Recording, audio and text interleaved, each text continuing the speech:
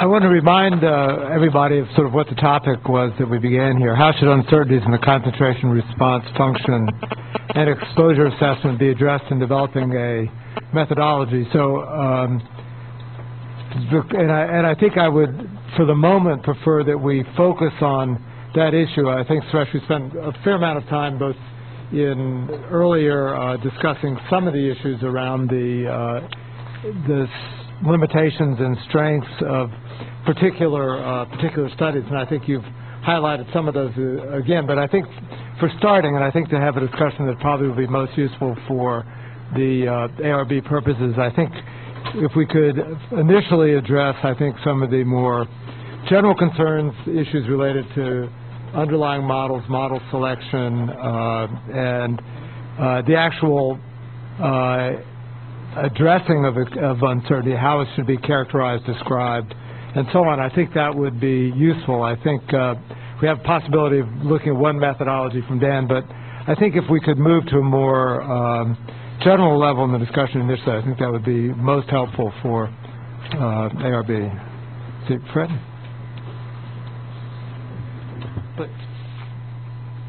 I would have to agree with you, John, and it seems to me in listening today that the one topic that we don't hear a lot about, maybe it's just implied, is the uncertainty due to model selection.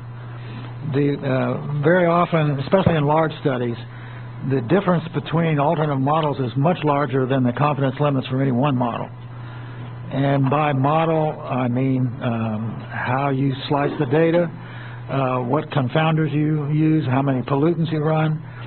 And I think an issue that's underlying here that no one has really come to grips with yet is the issue of the age of the subjects, because those effects are quite different between time series studies, which affect the elderly, and long-term studies, which appear to affect middle ages. So the notion that somehow you can compare those two kinds of studies, I think, is flawed and needs to be addressed a bit more fully. Thank you.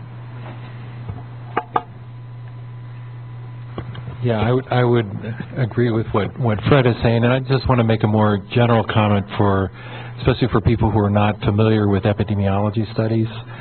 Generally, that when you look at different populations in different parts of the world, you have different mixes of exposures, and as Melanie said before, at least with time series studies that have been done looking at hundreds of cities throughout the world, the relationships between PM and mortality, for example, are pretty consistent.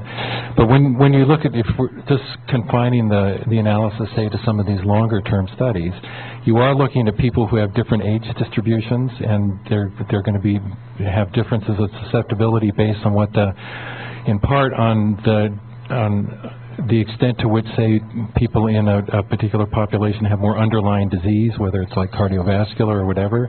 You have different quality of information about their exposures. For example, like some of the major studies that we're talking about used a single monitor to represent an entire population in a city, like with Mr. Enstrom's study, with the ACS study, with the Harvard Six City studies. And some of so that would indicate that people who might live at different, like 3, 4, 5, 6, 7 miles away from the monitor, are all getting assigned the same kind of exposure in this type of analysis.